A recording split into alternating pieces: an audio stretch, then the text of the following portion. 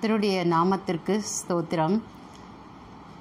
ஆண்டவர் இந்த செய்தியை கொடுக்கும்படிக்கு அவர் கொடுத்த இந்த அருமையான தருணத்திற்காக ஆண்டவருக்கு கோடான கோடி ஸ்தோத்திரம் செலுத்தி இந்த வார்த்தைகளை ஆண்டவர் ஆசீர்வதிக்கும்படிக்கு அவருக்கே ஒப்பு கொடுக்கிறேன்.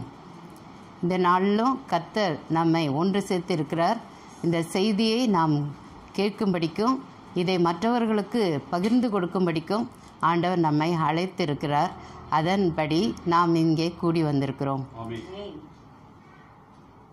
வேதத்தில் ஒரு வசனம் சொல்லப்பட்டிருக்கிறது. அது ரோமர் எழுதின புத்தகத்தில் 1ஆம் அதிகாரம் 16வது வசனத்தில் இப்படி சொல்லுகிறது: கிறிஸ்துவின் சுவிசேஷத்தை விசுவாசிக்கிற ஒவ்வொருவனுக்கும் முன்பு யூதரிலும் பின்பு கிரேக்கரிலும் விசுவாசிக்கிறவன் எவனோ அவனுக்கு அது இரட்சிப்பு உண்டாக தேவ பலனாய் இருக்கிறது என்று இந்த வசனம் சொல்லுகிறது. இரட்சிப்பு உண்டாக தேவ பலனாய் இருக்கிறது. இதில் 2 முக்கியமான வார்த்தைகளை நான் உங்களிடம் பகிர்ந்து கொள்ள விரும்புகிறேன். முதலாவது இதில் சுவிசேஷம், கிறிஸ்துவின் சுவிசேஷம் என்று சொல்லப்பட்டிருக்கிறது. 2வது வார்த்தை இரட்சிப்பு என்று சொல்லப்பட்டிருக்கிறது. நான் முதலாவது உங்களோடு இந்த 2 வார்த்தைகளையும் பகிர்ந்து கொள்ள விரும்புகிறேன். அதில் முதலாவது இரட்சிப்பை பற்றி கூற விரும்புகிறேன். இரட்சிப்பு என்பது பைபிளில் நிறைய இடத்துல சொல்லப்பட்டிருக்கிறது. பழைய ஏற்பாடு புதிய ஏற்பாடு 2லேயும் இரட்சிப்பை குறித்து பழைய ஏற்பாட்டில் தீர்க்க தரிசனமாகவும் புதிய ஏற்பாட்டில் அந்த இரட்சிப்பு நமக்கு கொடுக்கப்பட்டது எப்படி என்றும் நமக்கு தெளிவாக வேதம் கற்பிக்கிறது. 3119 தடவை இந்த இரட்சிப்பு தேவனிடத்திலிருந்து வருகிறது என்று வேதத்தில் குறிப்பிடப்பட்டுள்ளது. இரட்சிப்பு காட் இஸ் அவர் சல்வேஷன் அப்படின்னு சொல்லி வேதத்தில் சொல்லப்பட்டிருக்கிறது. God himself is our salvation. அப்போ சங்கீதம் 27:1 இப்படி சொல்லியிருக்கிறது: கர்த்தர் என் வெளிச்சமும் என் இரட்சிப்புமானவர், யாருக்கு நான் பயப்படுவேன்? கர்த்தர் என் ஜீவனின் பலனானவர், யாருக்கு நான் அஞ்சுவேன் என்று சொல்லியிருக்கிறது. ஸோ கர்த்தரே நம்முடைய இரட்சிப்பாக இருக்கிறார். சங்கீதம் 37:39 இவ்வாறு சொல்லுகிறது: நீதிமான்களுடைய இரட்சிப்பு கர்த்தரிடத்திலிருந்து வருகிறது, இக்கட்டு காலத்தில் அவரே அவர்களுக்கு அடைக்கலமானவர் அப்படின்னு சொல்லியிருக்கிறது. ஏசாயா 12:2 கர்த்தராகிய தேவன் என் இரட்சிப்பானவர், நான் நம்பிக்கையோடு இருக்கிறேன். யெகோவாயாக தேவன் அவரே என் பலனும் என் கீதமும் ஆனவர், அவரே என் இரட்சிப்புமானவர் என்று வேதம் தெளிவாக சொல்கிறது. ஸோ இரட்சிப்பு என்பது தேவனிடத்திலிருந்து தான் வருகிறது. தேவன்தான் அந்த இரட்சிப்பை நமக்கு வழங்குகிறார், கொடுத்திருக்கிறார். இந்த இரட்சிப்பு 2வது இயேசு கிறிஸ்துவின் மூலமாக மட்டுமே நமக்கு கிடைத்திருக்கிறது. இயேசு கிறிஸ்து மட்டுமே இந்த இரட்சிப்பை நமக்கு பெற்று தந்திருக்கிறார். அப்போ வேதத்தில் இரட்சிப்பின் அதிபதியாகிய கிறிஸ்து இயேசு என்று சொல்லப்பட்டிருக்கிறது. இன்னொரு இடத்துல உம்முடைய இரட்சணியத்தை நான் கண்டேன் என்று வேதத்தில் லூக்கா எழுதின சுவிசேஷத்தில் சிமியோன் இயேசு கிறிஸ்துவை தேவாலயத்தில் குழந்தையாக அவர் பார்த்த பொழுது முதலில் அவர் இயேசுவை தன்னுடைய கைகளில் ஏந்தி கொண்டு அவர் இவ்வாறு சொல்கிறார்: உம்முடைய இரட்சணியத்தை நான் கண்டேன் அப்படின்னு சொல்கிறார். So Jesus is our salvation. அவர்தான் நமக்கு இந்த இரட்சிப்பை கொடுத்திருக்கிறார். இந்த இரட்சிப்பு இயேசு கிறிஸ்து நமக்கு பெற்று கொடுத்திருக்கிறார். இந்த சல்வேஷன் இஸ் சாட், நமக்கு வழங்கப்பட்டிருக்கிறது, கொடுக்கப்பட்டிருக்கிறது. அவருடைய இரத்தத்தினாலே நமக்காக அவர் தம்மைத்தாமே கிருபாதார பலியாக ஒப்பு கொடுத்ததின் மூலமாக அவருடைய இரத்தத்தை சிந்தி நமக்காக இந்த இரட்சிப்பை தேவனிடத்திலிருந்து பெற்று கொடுத்திருக்கிறார். இந்த இரட்சிப்பு அவ்வளவு வல்லமை உள்ளது. ஏனென்றால் அது இயேசு கிறிஸ்துவின் இரத்தத்தினால விலைக்கிரயமாக கொடுக்கப்பட்டதினால அது நமக்கு பெறப்பட்டது, அது நமக்கு கொடுக்கப்பட்டுள்ளது. ஸோ இரட்சிப்பு என்பது இது நமக்கு கொடுக்கப்பட்டுள்ளது. இதை நாம் பெற்றுக்கொள்கிறோம். இதன் மூலமாக நாம் தேவனுடைய கிருபைகளை, ஆசீர்வாதங்களை பெற்றுக்கொள்கிறோம். இரட்சிப்பானது எல்லாருக்கும் பொதுவானது. It is given to every human being. ஒவ்வொரு மனுஷனுக்காகவும் இந்த ரட்சிப்பு உண்டாக்கப்பட்டிருக்கிறது. இந்த ரட்சிப்பு மாம்சமான யாவருக்காகவும் ரட்சிப்பு உண்டாக்கப்பட்டிருக்கிறது என்று வேதத்தில் குறிப்பிடப்பட்டுள்ளது. இது லூக்கா 3:6 இவ்வாறு சொல்லப்பட்டிருக்கிறது. ரட்சிப்பு எல்லாருக்காகவும் கொடுக்கப்பட்டுள்ளது. It's for every human being அப்படின்னு சொல்லியிருக்கிறது. தேவன் பட்சபாதம் உள்ளவர் அல்ல, அவர் எல்லாருக்காகவும் இந்த ரட்சிப்பை நமக்காக பெற்று கொடுத்திருக்கிறார். இந்த ரட்சிப்பு எல்லாருக்கும் நமக்கு அவரால் தான் வருது, வேறு ஒருவராலும் வரவில்லை. வேதத்தில் இன்னொரு வசனம் சொல்கிறது. அப்போஸ்தலர் 4:12 இவ்வாறு சொல்கிறது, அவராலே அன்றி வேறு ஒருவராலும் ரட்சிப்பு இல்லை. வானத்தின் கீழாக மனுஷருக்குள்ளே அவருடைய நாமமே அல்லாமல் வேறொரு நாமமும் கொடுக்கப்படவில்லை என்று சொல்லப்பட்டிருக்கிறது. So the only name, the only person who can give us இந்த சல்வேஷனை கொடுக்க முடியும் யார் அப்படின்னு சொன்னால் அது இயேசு கிறிஸ்துவின் மூலமாக தான் நமக்கு கிடைக்கிறது. அடுத்தது, இந்த ரட்சிப்பானது it's a free gift to every one. எல்லாத்துக்கும் இது இலவசமாக கொடுக்கப்பட்டிருக்கிறது. இதுக்காக நம்ம ஒன்றும் செய்ய வேண்டியது இல்லை. நமக்கு ஒன்று செய்யணும். எப்படி அப்படிங்கிறத நான் உங்களுக்கு சொல்கிறேன். அது இது இலவசமாக நமக்கு கொடுக்கப்பட்டிருந்த எபேசியர் 2 அதில் 15 இவ்வாறு சொல்கிறது, கிருபையினாலே விசுவாசத்தை கொண்டு ரட்சிக்கப்பட்டீர்கள், இது உங்களால் உண்டானதல்ல, இது தேவனுடைய ஈவு என்று சொல்லி, it is a gift from God. இது நமக்கு இலவசமாக கொடுக்கப்பட்டுள்ளது. 2 கொரிந்தியர் 9:15 இவ்வாறு சொல்லுகிறது, தேவன் அருளிய சொல்லி முடியாத ஈவுக்காக அவருக்கு ஸ்தோத்திரம்.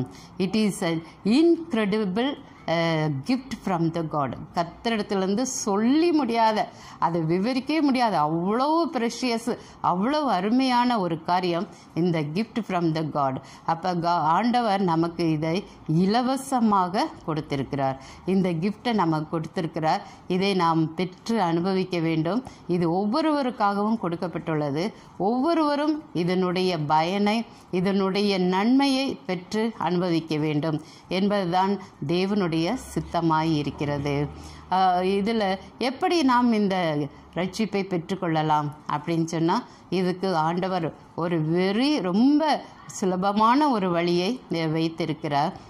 கர்த்தராகிய கிறிஸ்து இயேசுவை உன் வாயினால் அறிக்கையிட்டு தேவன் அவரை மரித்தோரிலிருந்து எழுப்பினார் என்று உன் இருதயத்தில் விசுவாசித்தால் நீங்கள் ரட்சிக்கப்படுவீர்கள் என்று சொல்லியிருக்கிறார். வாயினால் அறிக்கையிட்டு இருதயத்தில் விசுவாசிக்க வேண்டும்.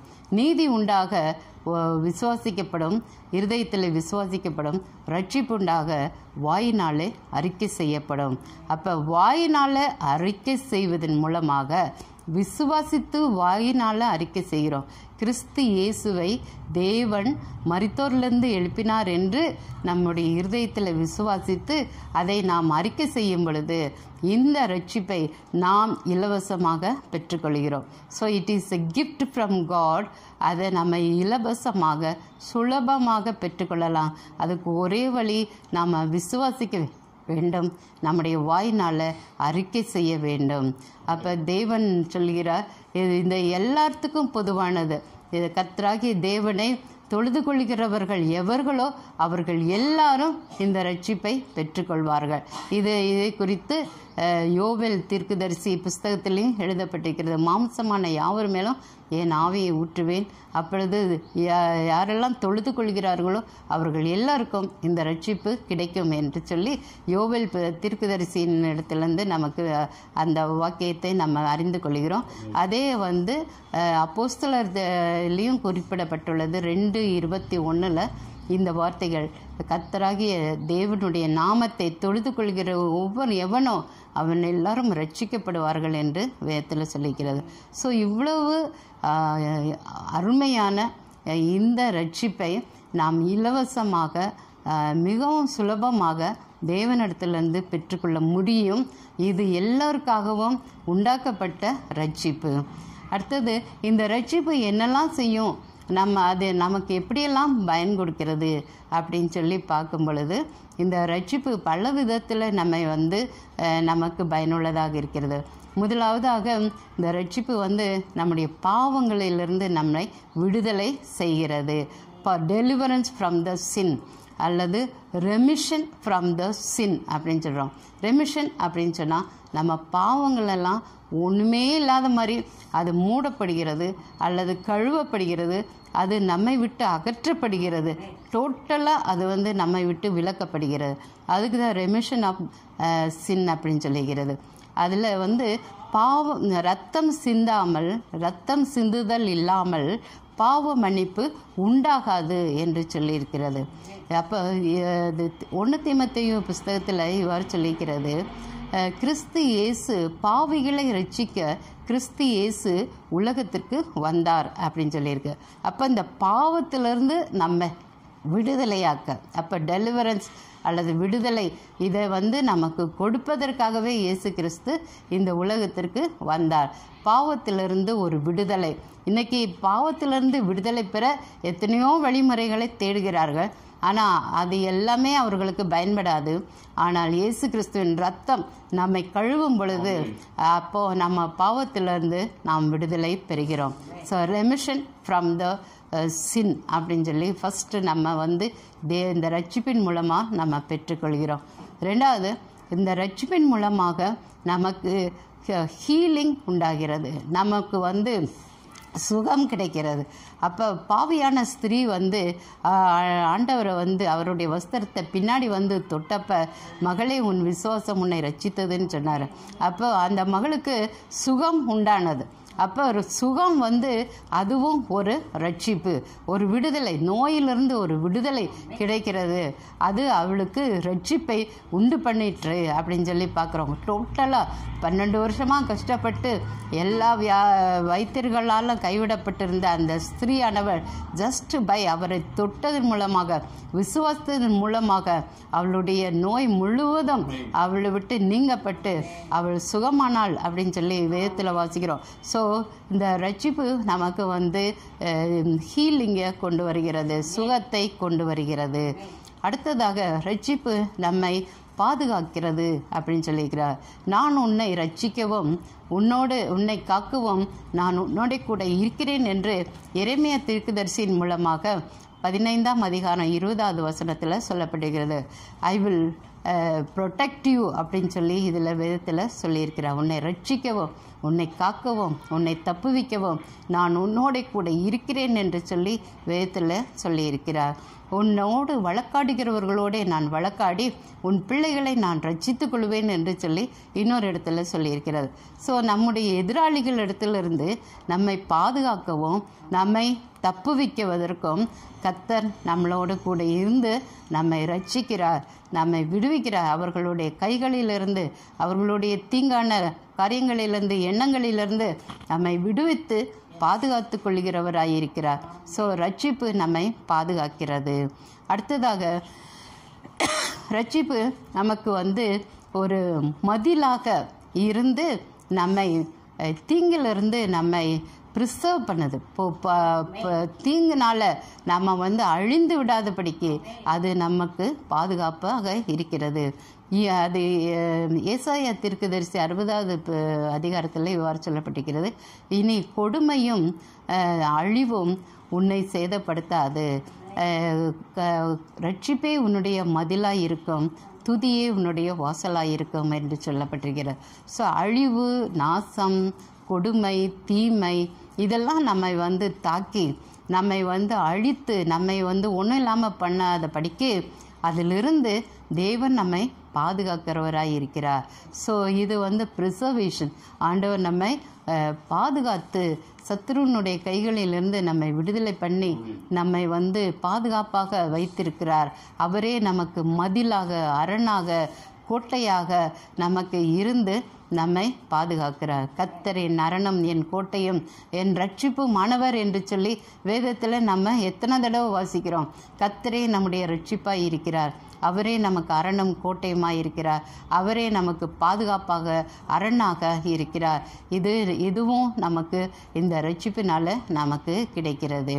அப்போது அடுத்தது இன்னொரு இது, இந்த it is a promised one.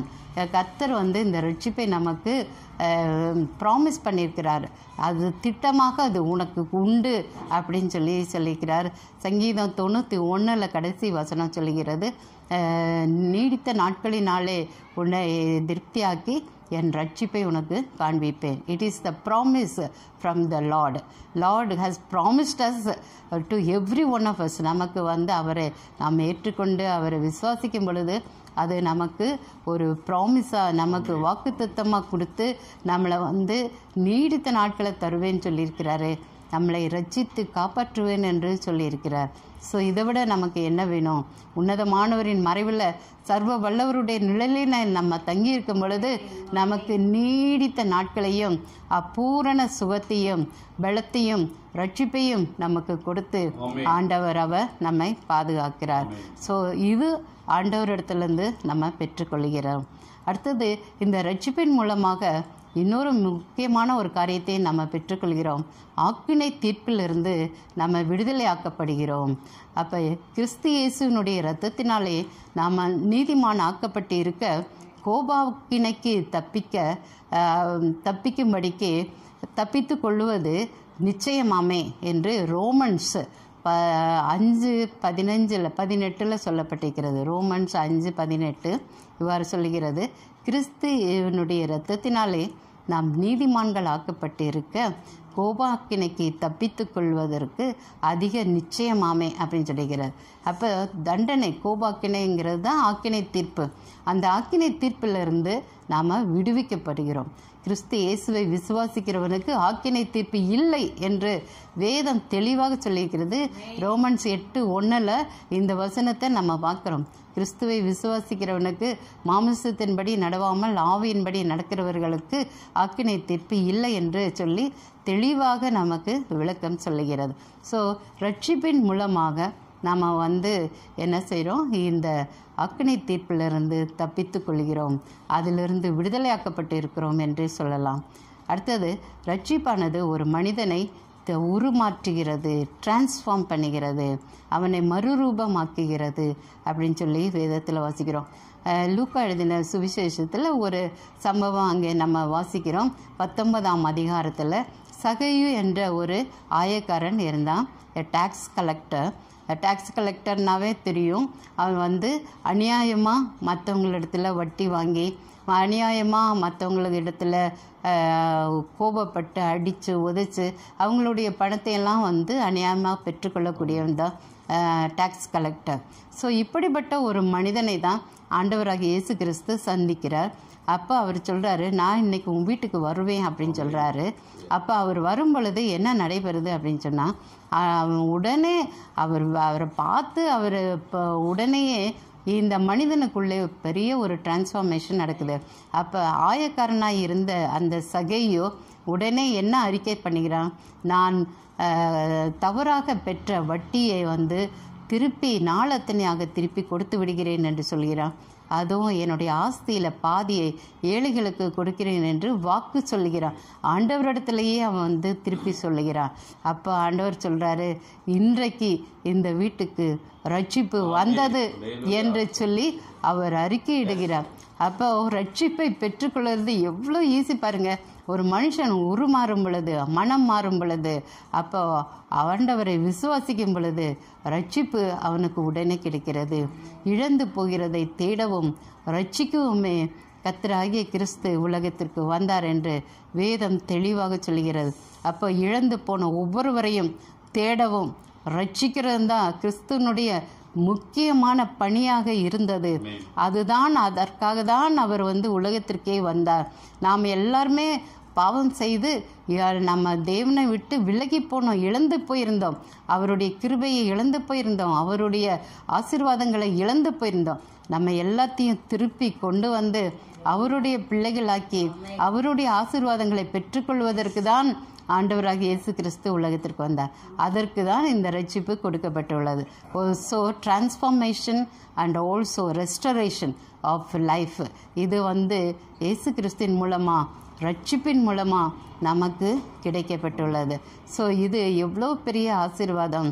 ஆண்டவர் இதை நமக்கு அருளி செய்திருக்கிறார், இதை இலவசமாக்கி இருக்கிறார். ஸோ இவ்வளோ பெரிதான ரட்சிப்பை நாம் பெற்றிருக்கிறோம். இவ்வளோ பெரிதான ரட்சிப்பை எவ்வளோ வகையில் வந்து ரட்சிப்பு நமக்கு உதவி செய்கிறது.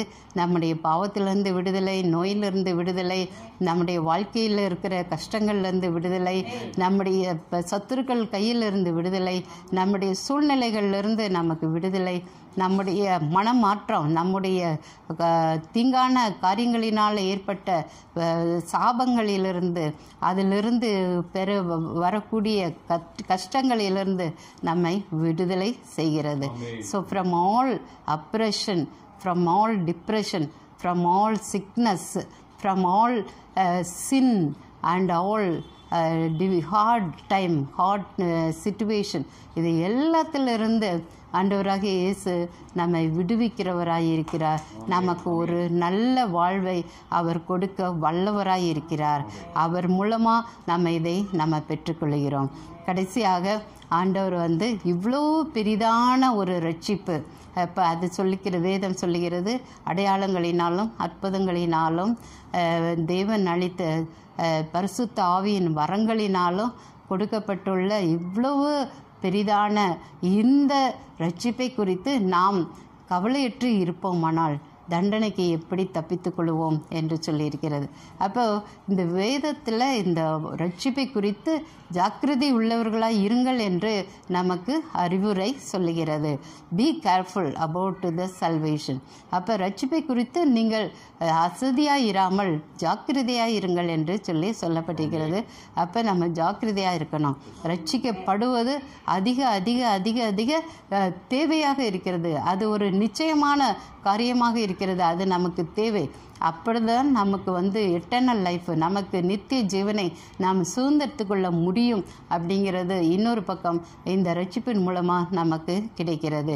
இதை நாம் சுதந்திரத்து கொள்ள வேண்டும். அப்போ இந்த ரட்சிப்பு எப்படி நமக்கு ஒரு சில காரியங்கள், இந்த ரட்சிப்பை நம்ம எப்படி பெற்றுக்கொள்ளலாம் அப்படின்னு சொன்னால் சுவிசேஷத்தை கேட்பதன் மூலமாக நம்ம அதுதான் முதல்ல நான் சொன்னேன்.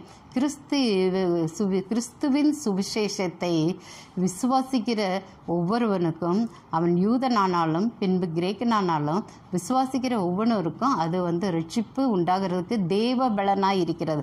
ஸோ சுவிசேஷம், அப்போது இந்த நற்செய்தி, இந்த ரட்சிப்பை குறித்த நற்செய்தியை நாம் வந்து கண்டிப்பாக மற்றவங்களுக்கு சொல்லணும்.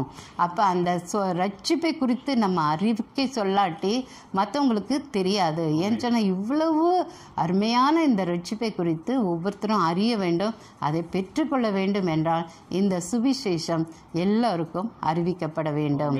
அப்போது நம்ம இந்த காலத்தில் லெந்து நாட்களில் இருக்கிறோம். நம்ம லெந்து கொண்டாடுறோமோ அதை அனுசரிக்கிறோமோ இல்லையோ, நமக்குன்னு ஒரு டைம் கொடுத்துருக்காங்க. இந்த நேரத்தில் நம்ம வந்து பலவிதமான காரியங்களை நம்ம செய்கிறோம்.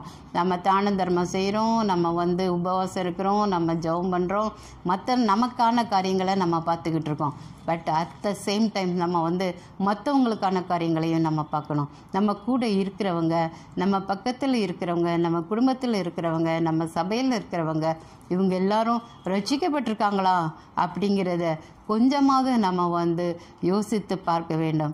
ரட்சிக்கப்படாத சூழ்நிலையில் இருப்பார்கள் என்றால் அவர்களுக்கு சுவிசேஷத்தை அறிவிப்பது மிக மிக நம்முடைய கடமையாக இருக்கிறது. ரட்சிப்பை குறித்த சுவிசேஷம் எல்லோருக்கும் சென்று சேர வேண்டும். அப்போ ரட்சிப்பை குறித்த சுவிசேஷத்தை கேள்விப்படாவிட்டால் அவர்கள் எப்படி ரட்சிக்கப்படுவார்கள்? அப்போ இந்த சுவிசேஷம் ஒவ்வொருவருக்கும் அறிவிக்கப்படும் பொழுது ஒவ்வொருவரும் ஆண்டவராய் இயேசு கிறிஸ்துவினால அவ்விலையேறு பெற்ற இந்த ரட்சிப்பை ஒவ்வொருத்தரும் பெற்று அனுமதிக்க முடியும். It is a free gift from the God. It is given to us. இது மாம்சமான ஒவ்வொருவருக்காகவும் அவர் தம்முடைய விலையேறுபட்ட இரத்தத்தை, பரிசுத்தமான இரத்தத்தை சிந்தி, அவர் தம்முடைய சிலுவையில் சிந்தி நமக்காக அதை பெற்று கொடுத்திருக்கிறார். நமக்காக அதை வந்து விலைக்கிரயமாக அவர் பெற்றிருக்கிறார். அதை நாம் பெற்றுக்கொள்ள வேண்டும், அதை நாம் அனுபவிக்க வேண்டும். நாம் அனுபவிச்சிருக்கிறோம், நம்ம இந்த சந்தோஷத்தை பெற்றிருக்கிறோம். இது ரொம்ப நல்ல காரியம்தான். ஆனால் மற்றவர்களும் இதை பெற வேண்டும் அப்படிங்கிற அந்த கொஞ்சமாவது அந்த எண்ணம் நம்முடைய இருதயத்தில் உண்டாக வேண்டும்.